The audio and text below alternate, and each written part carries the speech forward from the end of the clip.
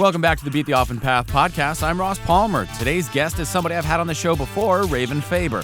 Raven is an entrepreneur and the owner of EngErotics, a successful CannaSexTech company. Not sure what that is? Well, neither was I until I had her explain it to me on our last talk, and we'll do it again this time, don't worry. Interestingly enough, since we last spoke, her business has gone through the roof, and now she's on the cusp of an entirely new phase. But that's not why we're here today. The reason for this episode is quite simple. After the Capitol insurrection in early January, I made a post about whether or not we should, as businesses or as professionals, post our opinions publicly on important events. She reached out to me with her thoughts on the subject privately, and I liked her response so much that I wanted to bring her back on the show to tell it to you herself. So if you've ever wondered whether you should post your opinions as a business or as a professional, this episode is for you. So here's Raven Faber. Okay, Raven Faber, welcome back to the podcast. Glad to have you back, and we got something exciting to talk about today, I think. Oh, thank you for having me. It's always a lot of fun talking with you. So, well, I hope today is no exception to that. Yes, well, it's always fun talking to you. And before we jump into something maybe a little bit heavy, I don't know, maybe not. I hear you have some good news on the business front. Things are going well lately. Oh gosh, we're slammed.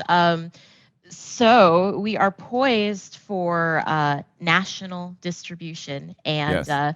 It's looking like we're going to get taken on with a distribution company that's really well known in the adult products industry. And so being taken on board by them is going to make it easier for stores everywhere all over the U.S. to get access to our products in the quantities that work for their business model. So it's really exciting. I mean, but it's very stressful too, because we've hit that point, that tipping point where we officially have more demand than we do inventory. So we're getting orders faster than what we can kick it out in our studio. So now we have to transition to our large scale manufacturing partner that we've been working with. Oh, and so now we're looking at we're looking at, production so you're like on runs. The cusp. The wave is about to break, and you're you're about to go in. We had a meeting this morning about it. And, my formulation specialist, she was telling me, so I just manufactured and filled a wholesale order. I said, great. And then we got another wholesale order, and now we're damn near out of stock. And I was great, but Good for you. It's a good problem to have. So it's growing pains, significant growing pains, but it is crazy a to think, good problem. When did we last talk? We talked only a couple months ago. I feel like things have, changed for the better significantly since our first conversation. Yeah. We were always headed in that direction. Yeah. We were always headed in that direction. And, who knows, we may have gotten there faster if not for COVID, but we were headed in that direction, and we knew that it was coming. Like, we saw it on the horizon, and we just didn't have an exact day or time, obviously. But now we're here, but we knew, especially since we just did ANME XBiz, which is a big conference. It happens every year, but all the who's who in the adult product industry is there. We knew, like, we do good at trade shows. We do really, really well at trade shows. And we're like, all right, well, we need to brace ourselves for impact. So now there's all kinds of conversations. I mean, we're presently an LLC entity, but we are going to be making the change to becoming a C Corp. Yeah. So, it's gotten quite real. Cool. So I've given my team equity offers. We're getting ready to take a little bit of investment money. Yeah, it's real. It's gotten real. It's been real, but it's the real now. That is super awesome. Well, I will continue to watch you and cheer you on from afar via Facebook. Likewise. Likewise. And again, as a quick reminder to our listeners, so the business that you're in, you created a company called EngErotics, and it is a company that is in the CannaSexTech, right? So it's CBD, sex tech, sex toys. What else would you describe, just as a quick recap? The official elevator pitch is EngErotics. Sorry, kids, if you can hear them. I can't actually, so it's good. Good. I was like, man, what are they doing? Your microphone's doing its job. Yeah, that's good. Yeah, I'm surprised. The official elevator pitch. EngErotics specializes in the design and development of intimacy devices, as well as the formulation and manufacture of CBD-infused intimate body care products. So that's what I say at trade shows. It's what I say to people that are like, hey, what do you do? It's what I say in mixed company, and I know people are going to be like, sex toys, so intimacy devices. But very Sorry, good that's way my of bad summing then. up My what we blunder, do. very Yeah. crass and crude. I'm a very crude guy. That's all right. That's why we're Yes, that's homies. why That's why this. we're You're going friends. to educate me in many ways today, I think. So that's a quick, quick background. We talked about that. So, I think the reason that we're doing this show, the reason that I brought you on, is there's two reasons. Obviously, I respect and value your opinion as an entrepreneur and as a business owner, and of course, as a person and a longtime friend. So a little while back, some context for the reason for this double dip of an episode is that I posted a video. I mean, there has been no shortage of shocking things that happened in 2020 and that are continuing to happen. 2021 is very much on track to be largely the same, it appears. So, I was posting, I didn't know whether a business on social media or a person acting in a professional capacity on social media, because we have to clarify that. Some people are on social media just for the fun of it. They post pictures of what they ate or what their kid is doing. Some people are on the social media game as part of the hustle, and they want to build a business, or they want to attract clients, or they're trying to use it to make more money, basically.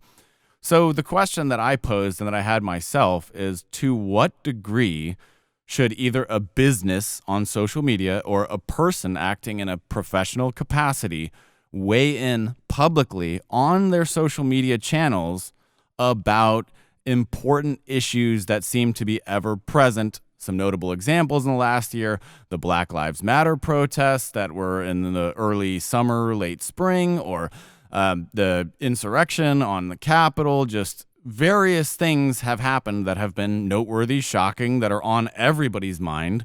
So the question is, should a business go about doing business as usual, pretend these things aren't happening because they exist for the purpose of doing business and nothing else? Or should they weigh in? Must they weigh in? And I wanted to hear your thoughts. And you had reached out to me and you said, I've got some very clear thoughts on the subject. And I really wanted to make sure those thoughts were shared. So the floor is yours. Well, thank you. I really appreciate it. And, I do have a lot of very pointed opinions that not necessarily everybody is going to agree with, but that's okay. I'm not here to make other people comfortable. I'm here to speak my mind. In general, I believe it's so very important for any business owner, any entrepreneur to keep their finger on the pulse of society.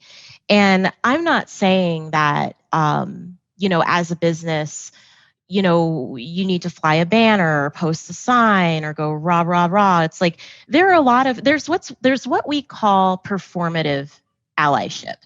And performative allyship is when you post the black square, or maybe you post Black Lives Matter, or this, that, and the other. You do something that is easy to see externally. But beyond that, that's it. You're like, okay, I've contributed, and that's it, and that's all. I did my part. But that doesn't really help Black people now, does it?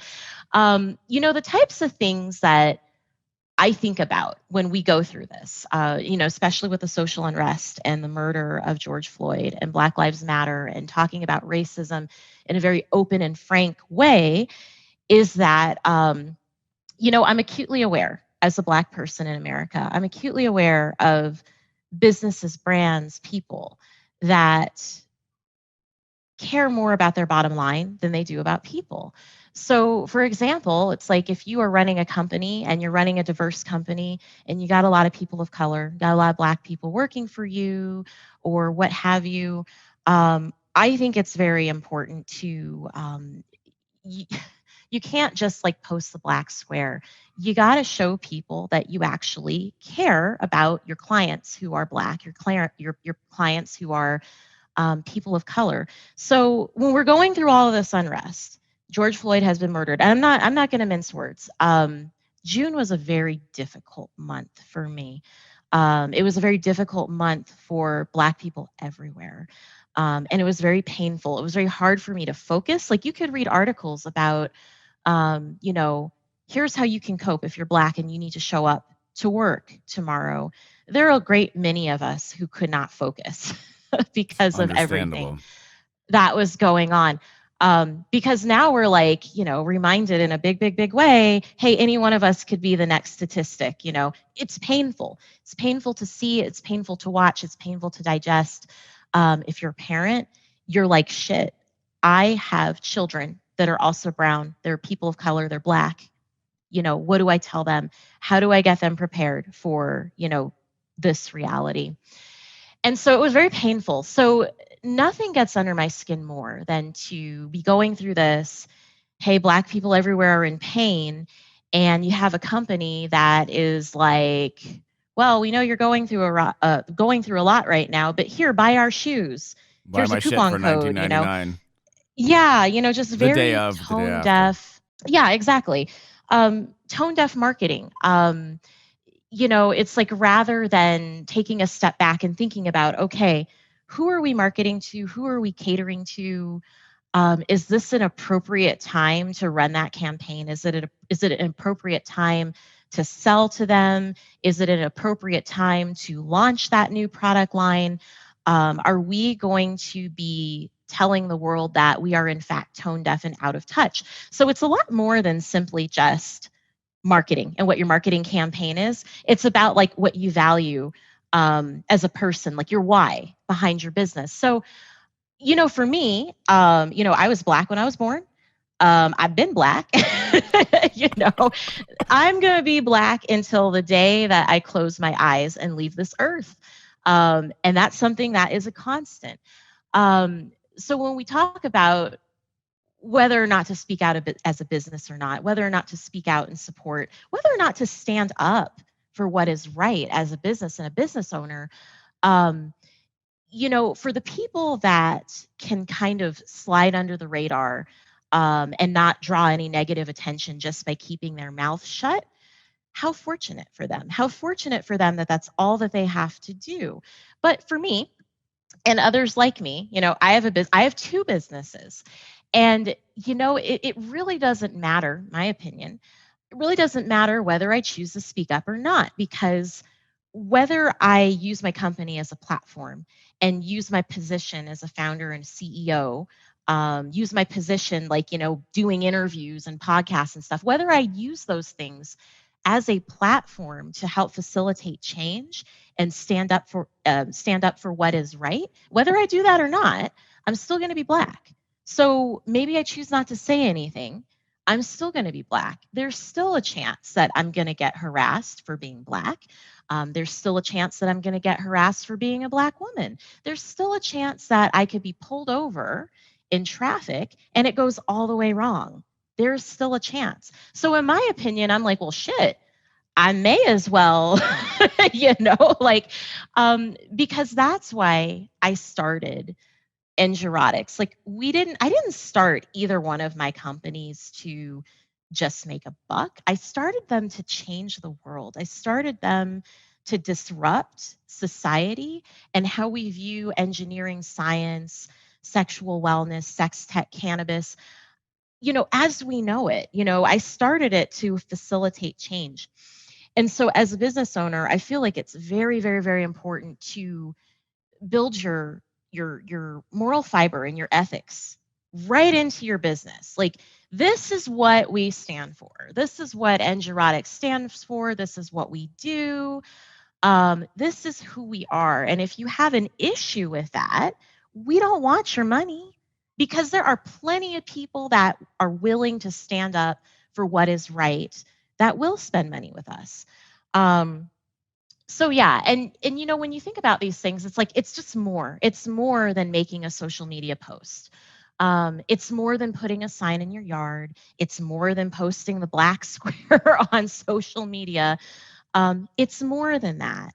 It's clearly articulating to your Black employees and employees who are people of color, and I'm differentiating there because I don't want to lump everybody's struggle together. Everybody's indigenous struggles here are we were not all brought over here on the ship as slaves, but people of color, we've all we've all shared struggles. So I kind of tend to differentiate there for a lot of reasons, but that's a different podcast.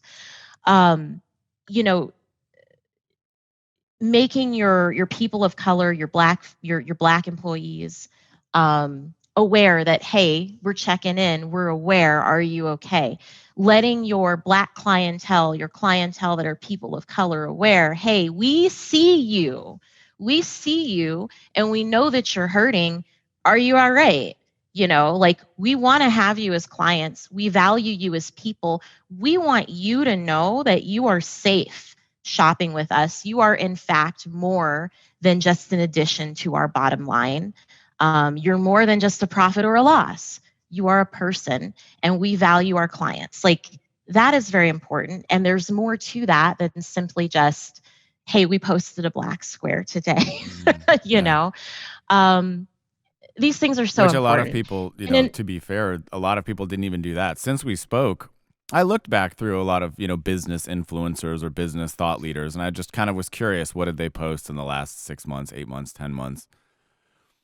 A shocking percentage posted nothing at all. Like, literally nothing about anything that happened in the last 10, 11 months, just sticking to their business stick, right?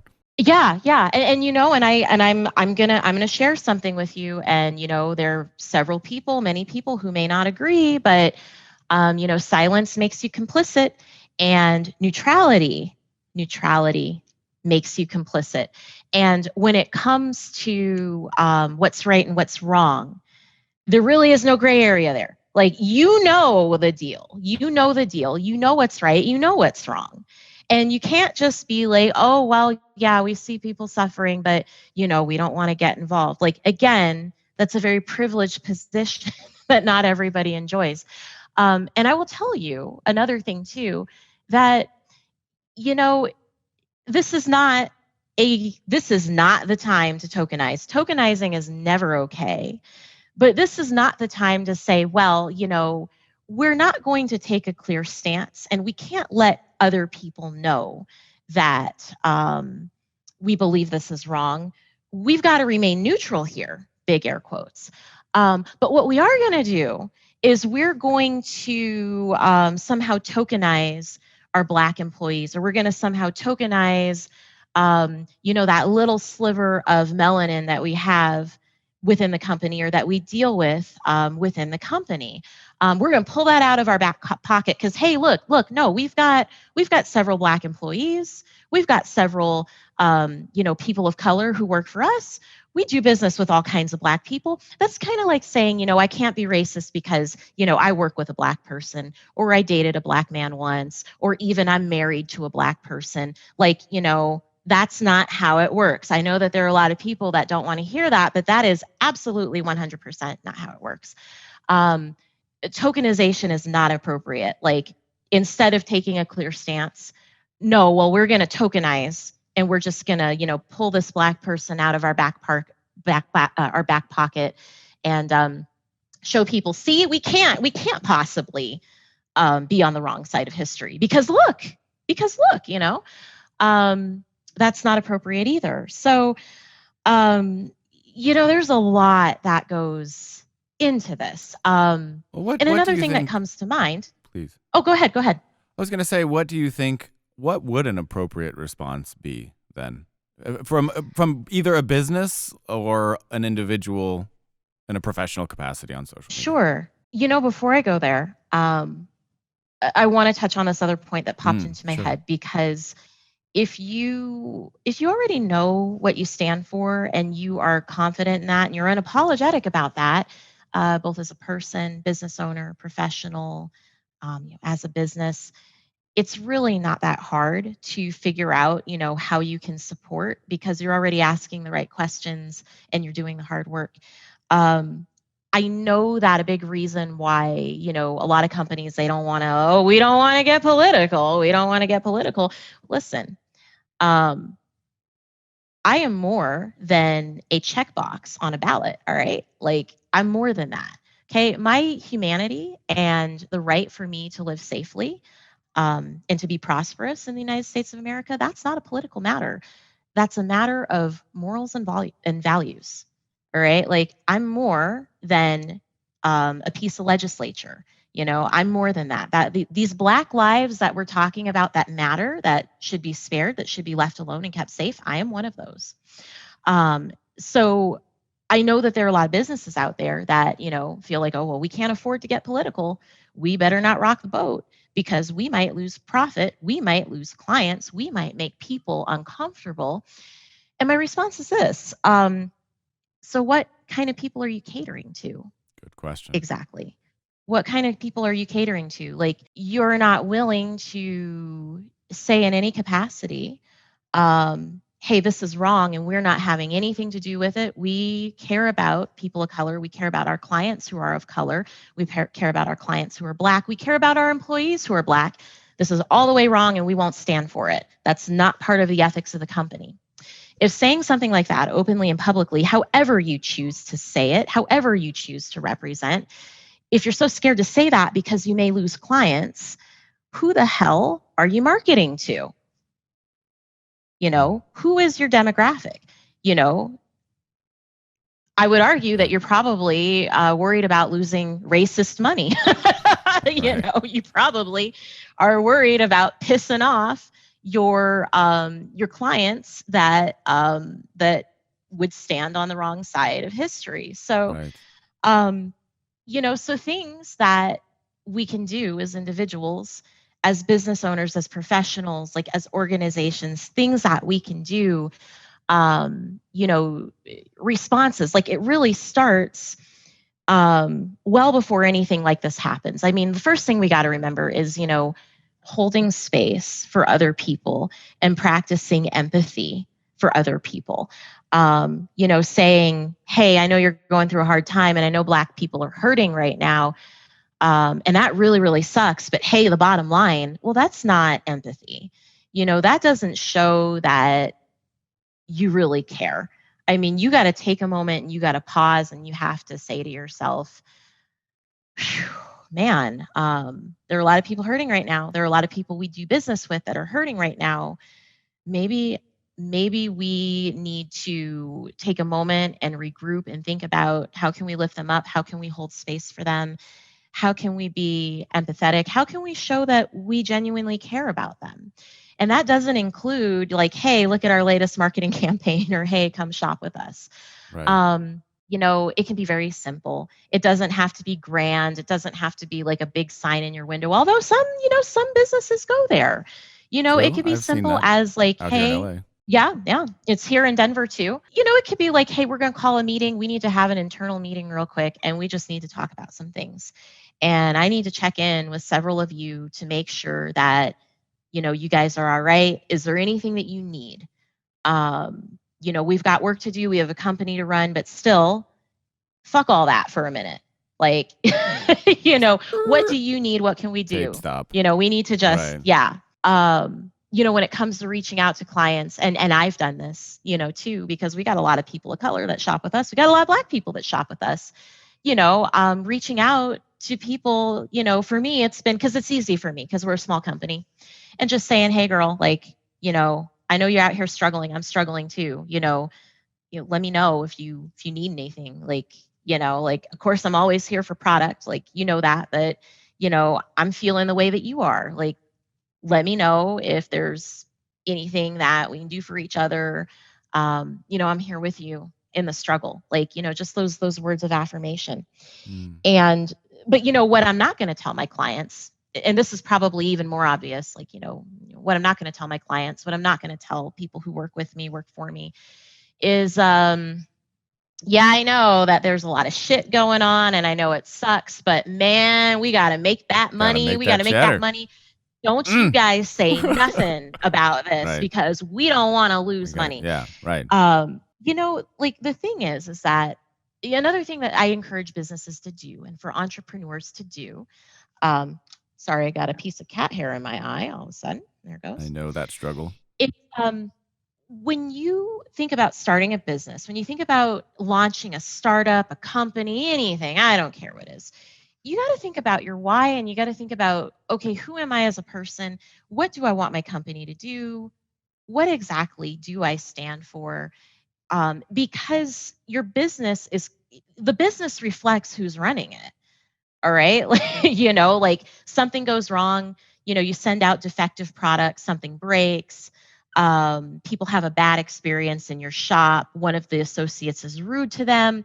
What do they ask for? They want to talk to the manager. And if they're not happy with the manager, they want to talk to who owns this place. Okay, where's the owner at? I need to talk with your owner. I need to speak with your owner.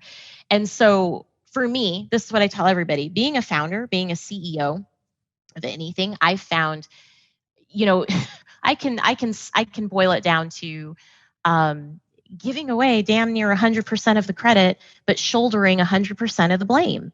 And somebody down the line screws up, it's me beautiful. That has to figure out, okay, how do we make this right? So when you build in your ethics and your morals and what you stand for, your why, and for me it's very clear, like, we support representation. We believe representation matters. There aren't very many people that look like me in the CannaSexTech space. You break those up in the world of sex tech, in the world of cannabis. You look in the world of engineering and science, women that look like me, people that look like me, still very underrepresented. So I am here for melanin and representation all day long. It's present in my marketing. It's present in my pitches. And I'm very honest about that. And because I'm so honest about that, because we've got, this is where we're at. And we don't have to like post every day, hey, did you forget, Black Lives Matter? Do you remember? Like, just in case you forgot, like, we don't have to do that every day, because it comes through in what we do, however subtle, like, it comes through in what we do. And, people that shop with us, they're well aware of what we do. We have plenty of people who are conservative. And I do know that because I know these people personally. They shop with me too. But here's the thing. I've already laid my cards out on the table. And I've already said, hey, my name's Raven Faber. I'm the founder CEO of Endurotics. And we believe representation matters. We believe that Black Lives Matter. We believe that racism sucks. We believe all of that. And so now the ball is in your court. And the onus is now on the client to say, okay, well, am I all right with that? Is this a place I want to spend my money? And that's fair. And a lot of times the answer is yeah. We have plenty of people that have gotten well acquainted with us that I either knew from the jump or found out later that they're quite conservative, and they're still spending plenty of money with me. But then if the answer is no, oh man, no, I can't, I can't get on board with that. I'm not shopping there. Well, that's your choice, and I don't need your money, because there are plenty of people out here who are down with who we are and what we do and who I am and what I do. It should not be the reverse. I hate it when I see businesses that are like, oh gosh, we got to be careful because we don't want to lose our clients. We don't want to piss people off. We got to be careful. We got to be, we can't, listen, if you know what you stand for and you stand in that truth and you're confident in that, it doesn't really matter so much what your clients think. You don't have a problem saying what's right or wrong. You don't have a problem stepping out of the gray area of neutrality, because you have self-respect and you have a strong sense of self, and that carries through the fibers of your business. So I would say that the things that businesses can do really starts early. And ideally it starts like at inception, like, who are we? Right. But and if you're already formed, something bad happens in the news.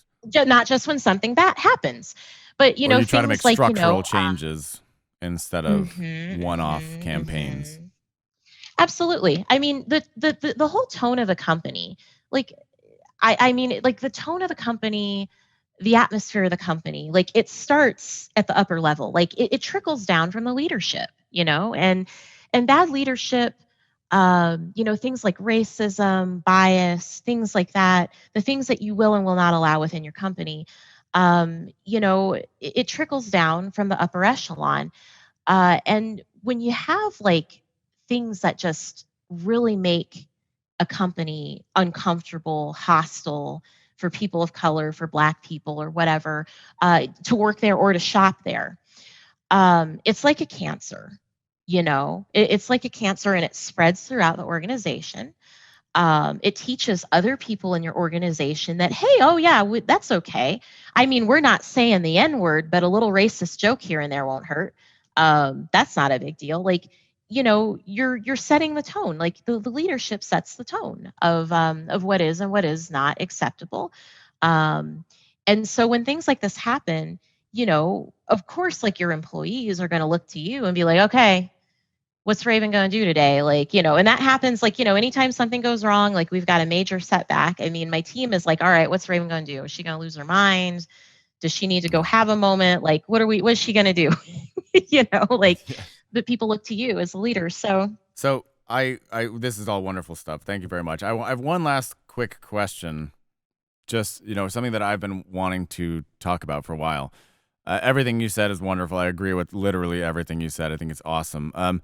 The question that I have is about threshold and frequency, and I'll explain what I mean by that. So we know that there are certain things that trigger a response, certain massive things, like the murder of George Floyd being one, but there have been a lot in 2020. There seems to be more stuff that is maddening, enraging, unfair, awful that's just been happening. Like the frequency of things seems to have really ramped up, just in general, just across the board.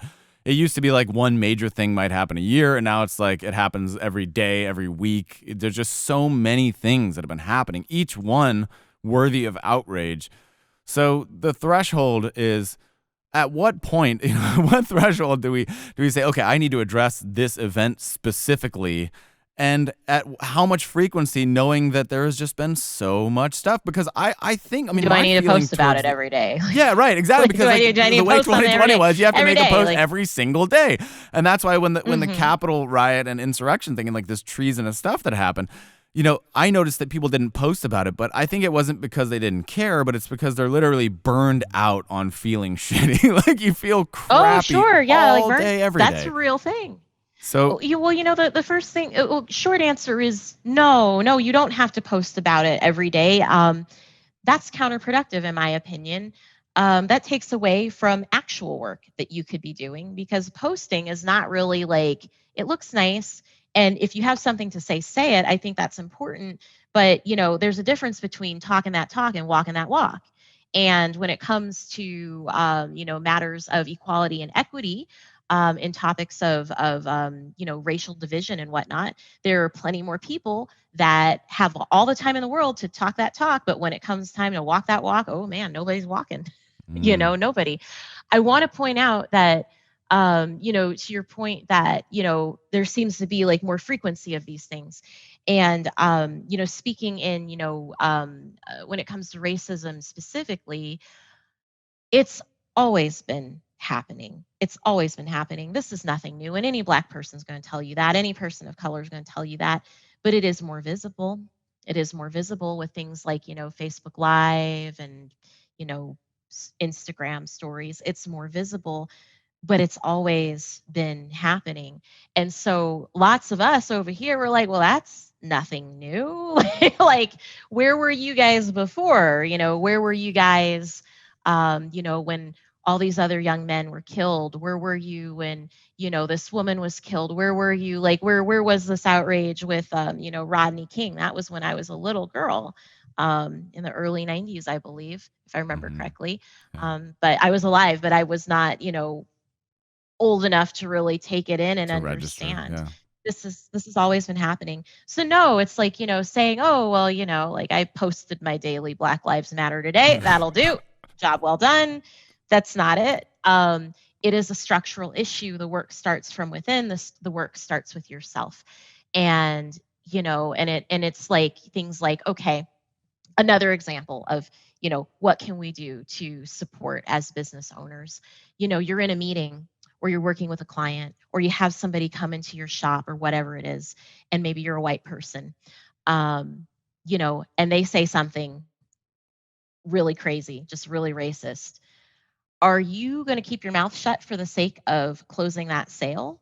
Or are you going to say, yeah, hey, no, dude, or dudette, doesn't matter. Hey, we don't talk like that in here. If you want to do a meeting with me, you want to spend money with me, you want to buy something from me, you're going to respect other people. That's not okay. It's the things that we don't see. It's often the things that maybe nobody would know about if we hadn't have shared that. And that's doubly important. Like, if you've got people of color, Black people working for you, that just is because, your Black employee sees you kind of like nervous laugh, like, oh yeah, and you just kind of like uncomfortably segue back towards the sale. And maybe you close the sale, but maybe, your person of color who works for you saw the whole exchange, and maybe that client didn't know that they were just around the corner, or they were behind the screen at the desk or whatever. Things like that. Yeah. Are you willing to speak up and stand for what is right when nobody's looking? Are you willing to do that in defense of the people of color that work for you? Are you willing to do that in defense of the people of color who shop with you? Because the thing is that we don't get to just pick and choose. Like when it comes to people, we don't get to just pick and choose with our friends or our family or our spouses or whatever. Like, well, I'm going to be all the way on your side. I'm going to support you and love you and be there for you until the end of times, except when it comes to your humanity, when it comes to your safety. We can't do that. We have to be willing to meet people where they are and accept our clients, our employees, in totality. And that could be, there's a whole other tangent of this. It's like, being a woman or being a mother or, all of these things that, kind of like where you can get your back up against the wall. You run into a brick wall and there really isn't anything for you. There aren't any resources for you. There's no support if you fall into either in a number of different buckets, I hope that makes sense. It does. So yeah, it's like, it is a structural problem. And no, we don't need to post every day. Like, no, that takes away from the actual work, that dilutes what we could actually be doing. Make the change. Are we giving training? Are we giving training? Are you training your employees on the ethics of your company? So I've got to accept as a business owner, as we grow, we start hiring people, of course, like I would never sit there and say, hey, I need to know who you voted for, or hey, I need to know what religion you are, because one, that's illegal and it's illegal for a reason. You can't do that. However, being the company that we are and being a business owner, it's like, I can absolutely say like, well, hey, this is who EngErotics is. This is what we stand for. If you're down with that, cool. Like, let's continue the interview. We can say that, this is our mission. This is who we are. Like, this is what we stand for.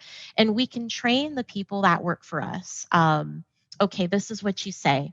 If you're at a trade show and you're working the booth and somebody says something racist, either about you or about like an entire demographic, like, this is what you do. This is how you handle a client.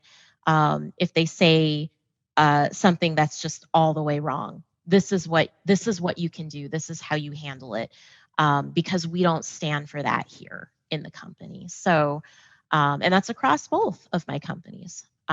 Excellent. Yeah, it's something cool. I take very seriously. Look, I'm a Black woman. Most of EngErotics is women at this time. On Faber Anderson Development and Design, my business partner over there is a woman who is trans. And, that can be a rough ride in the world of construction and engineering and science, So I really, really do respect the struggle because I'm part of it. And, it's like we need people who sit in the seat of power, who have the influence and have the resources to help level the playing field and bring more equity into the world of business, into startup culture, what have you.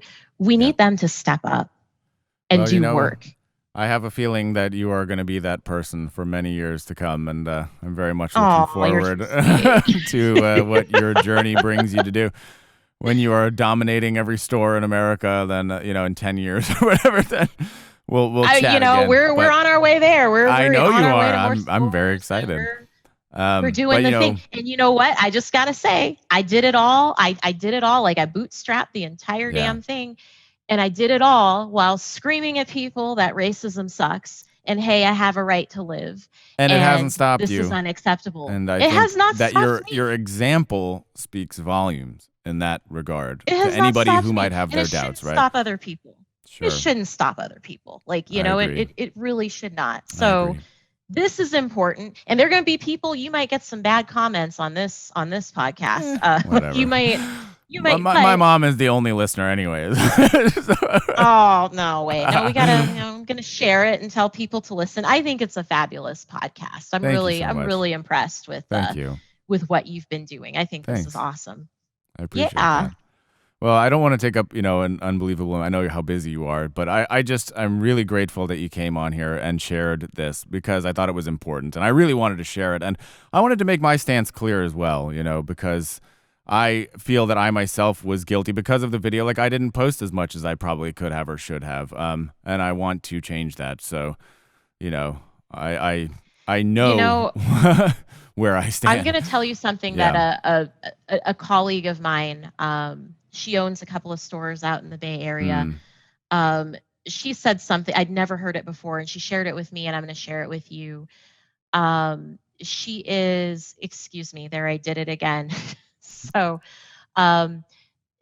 they use they, them pronouns. And as I just showed you, it's really hard for me to switch into they, them. It is tough, but they go by they, them. Okay. And I make a honest to God effort to, to do that. And so the first, we were like on a online panel together. We were speaking on a panel, and I slipped into she, her, and caught myself. And, I told her they, them, I told them, later on down the road, I said, I have a hard time with they, them. It's not because I don't want to, it's just force of habit, and I'm doing my very best. And, and I felt bad. I felt embarrassed because I still can't get it right. And their response was, it didn't matter what you said in that moment because I heard your heart. Like it didn't matter what came out of your mouth because I heard your heart and I heard your intention. And I was like, whoa, that was a word. So I'm going to say the same thing to you. I haven't been sitting here judging you about, did Ross do his daily Black Lives Matter post? Like, I don't have because I know you and I've known you for a long time. And the fact that you'd even want to do an episode on this topic, the fact that you even went into that territory with that post that I commented on, well, I heard your heart. So there you go. So you can rest easy. I can't. Well, that made my day. It's Wednesday. It's 10:55 in the morning. I'll be smiling the rest of the day just because of that. So thank you so much, Raven. I'm glad. I really appreciate it. And keep on rocking. Just keep on doing your thing. It's gonna work out very well. You do the same. We gotta celebrate with drinks. Like yes, we'll absolutely. Get together one day when we can travel again and not have to worry about it. In that mythical future time where our children have babysitters and planes aren't a war zone, like we'll get there. When outside opens up again. Yes. When outside opens up again. When drinks are a thing again. But until then, it really was a pleasure to be here with you, and pleasure was all it's a very important topic.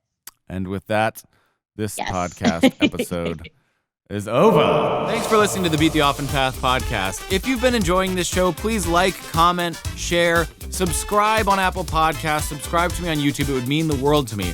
Also, do you have an unusual success story, or do you know someone who does? Well, please recommend them to me. They could be a future guest on this show. Maybe they've rolled the largest boulder down the mountains of Tibet, or maybe they built the world's largest chicken farm in Madagascar. The point is, I don't know what I don't know, so I'm looking for inspiration and unusual success stories. So help me by being a part of this adventure. I'm looking to grow this podcast with you. Thanks again for listening.